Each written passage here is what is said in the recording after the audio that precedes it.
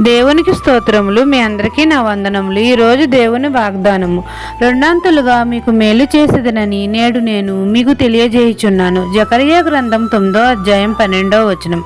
ప్రేమస్వరూపుడైన మన యేసయ్య మన పట్ల కృప చూపుతున్నాడు.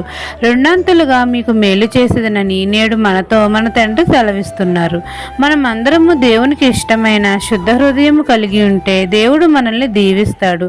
మన పూర్ణ హృదయంతో పూర్ణ మనసుతో మన తండ్రి అయిన యెహోవాను వెతికి వెంటాడాలి.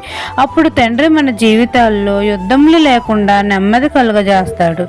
దేవునికి ఇష్టమైనట్లుగా కాలేబు దేవుని నిండు మనసుతో అనుసరించాడు. యెహోవా కాలేబును దీవించి హెబ్రోనును స్వాస్థ్యముగా ఇచ్చాడు. కాబట్టి మనమందరము దేవునికి ఇష్టమైన స్థిర మనసు కలిగి జీవిస్తే రెండంతలుగా మేలు చేస్తాడు. యోబు దేవునికి ఇష్టడుగా బ్రతికాడు కాబట్టి తండ్రి రెండంతలుగా మేలు చేశాడు.